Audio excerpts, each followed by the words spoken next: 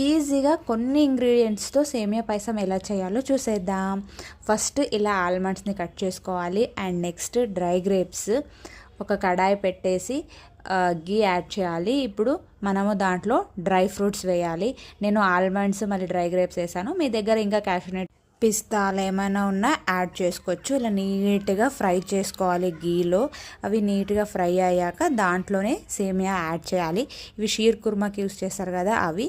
And దాన్ని కూడా ఇలా గీలో నీట్గా రోస్ట్ చేసుకోవాలి. తర్వాత అది ఇలా రోస్ట్ చేసుకుని మన కలర్ చేంజ్ అయ్యాక దీంట్లో వేడి పాలు యాడ్ చేసుకున్నాం. ఇలా పాలు ఎక్కువ వేయాలి, వాటర్ యాడ్ చేయకుండా చేస్తే చాలా చిక్కగా బాగా వస్తుంది. అండ్ నెక్స్ట్ బాగా మరిగాక షుగర్ యాడ్ చేసుకోవాలి మనకు టేస్ట్ తగ్గినట్టు. నెక్స్ట్ పైన ఇలాచీ పౌడర్ వేసుకుని మిక్స్ చేసుకుంటే పాయసం రెడీ. టేస్ట్ అయితే అదిరిపోయింది. మీరు కూడా ఖచ్చితంగా ట్రై చేయండి. Thank you.